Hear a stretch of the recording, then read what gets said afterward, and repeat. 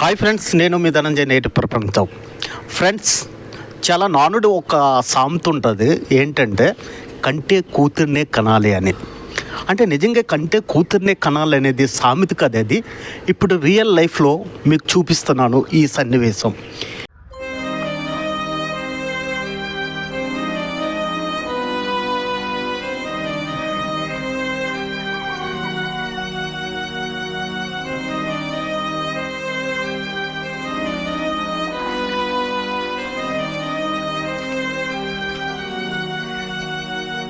ఈవిడ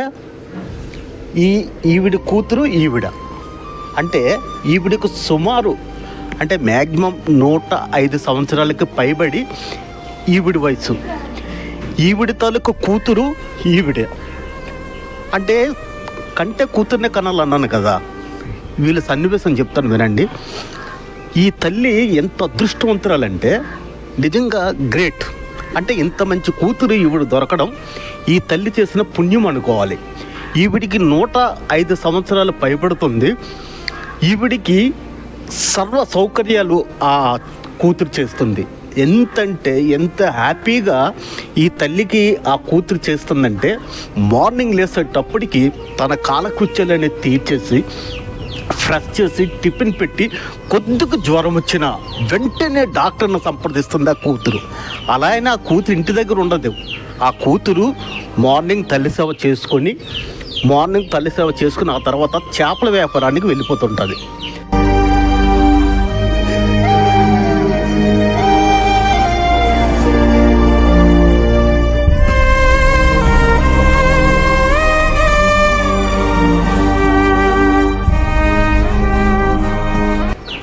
తను అమ్మ చెప్పమ్మా, ఈ అమ్మ మీ అమ్మనా? మా అమ్మే. మీ అమ్మాయినా? మా అమ్మే. మీ అమ్మకి ఎన్ని సంవత్సరాలు ఉంటుంది? 100 ఉంటుంది. 105 ఉంటుంది. 105 ఉంటుందా? 105 ఉంటుంది. మరి ఈ 105లో కూడా మీ అమ్మకి మీరు సేవ చేస్తున్నారంటే, ఈ రోజుల్లో చాలామంది తల్లిదండ్రులకి అనాథాశ్రమంలో పడేస్తున్నారు డబ్బుండు కూడా. కానీ అలాంటిది మీరు మీ అమ్మగారికి ఎంత సేవ చేస్తున్నారే. చేసుకుంటున్నాం.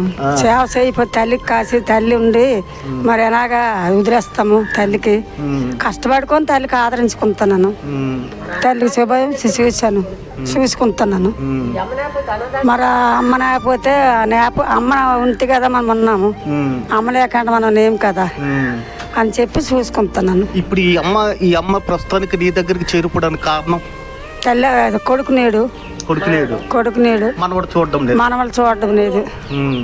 అందుకే నేను తెచ్చుకొని తీసుకుంటున్నాను. అమ్మ నువ్వు ఒకసారి ఇక్కడికి వచ్చి చెప్పవా? అంటే ఈవిడికి కొడుకు చనిపోయాడా? కొడుకు చనిపోయింది. కోడలో కొడుకు చనిపోయాడు. మన వాళ్ళు ఉన్నారు కానీ చూడరు.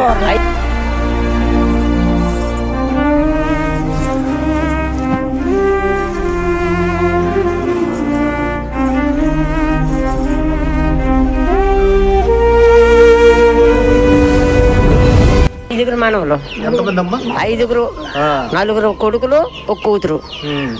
5 ఎవరి అంగీకరించకపోతే ఈ అమ్మ ఇక్కడ తెచ్చుకుంది. కూతురు కాబట్టి తెచ్చుకుంది.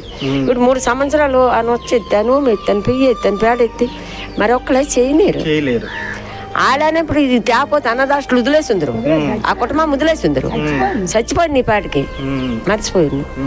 మరి అన్నటప్పుడు మరి కూతురు పుట్టింది కాబట్టి తెచ్చుకొని చేద్దామని సేవ. అంటే ఈ తల్లి తాలూకు అంటే ఈవిడ తాలూకు మనసు ఎంత మంచిదో మీరు ఒకసారి చూసారా?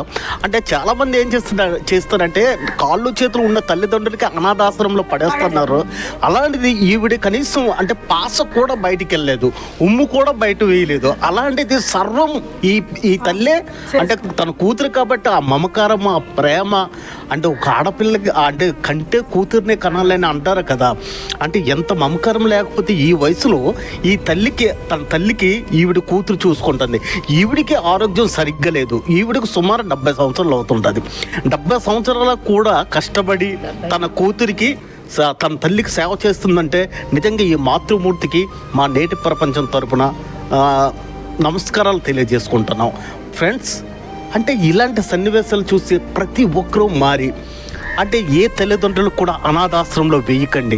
ఒక ఆడపిల్ల ఇంత ముసలావిడిని చూసుకుందంటే చాలామంది అనాథాశ్రమంలో విడిచిపెట్టేస్తుంటారే తల్లిదండ్రులకి, వాళ్ళకి సిగ్గు ఉండాలని నేను అనుకుంటున్నాను. అదే కాదు, కొంత అందలైనా బొబ్బతీరు పెడతారు వాళ్ళు, అడవిలాలు వదిలేస్తాండ్రు కదా. చాలా మనుషులు లేని కాడ వదిలేస్తాండ్రు. అదేంటి మా బాబు వస్తాడు నా కొడుకు వస్తాడు అనుకుని అలాగా అమ్మాడు సీరియల్ చూపెడతాడు కదా, అలా ఉండిపోవడం చచ్చిపోవడం. అంటే మనల్ని చిన్నప్పుడు మన అమ్మా నాన్నలు ఎలా చూసారో వాళ్ళు ముసలేటప్పుడు కూడా మనం చూడవలసిన బాధ్యత అనేది మనకి కంపల్సరీ ఉంది. ఇట్లు మీ ధనంజయ్, నేటి ప్రపంచం. Please subscribe. ఫ్రెండ్స్, ఇంకో విషయం ఏంటంటే ఎవరికైనా నా మాటలు బాధ పెట్టినట్టుకుంటే క్షమించండి. నేను చెప్పిన మెసేజ్ ఒకే ఒకటి, అంటే వీళ్ళు దుక్కు చూసైనా మన అమ్మ నాన్నల్ని మన ఇంటి దగ్గర ఉంచుకుందాం. వీళ్ళు ఇప్పుడు ఈవిడ దుక్కు చూసైనా మన అమ్మ నాన్నలు మన ఇంటి దగ్గర ఉంచుకుందాం. అమ్మా, నువ్వేమైనా మాట్లాడగలవా?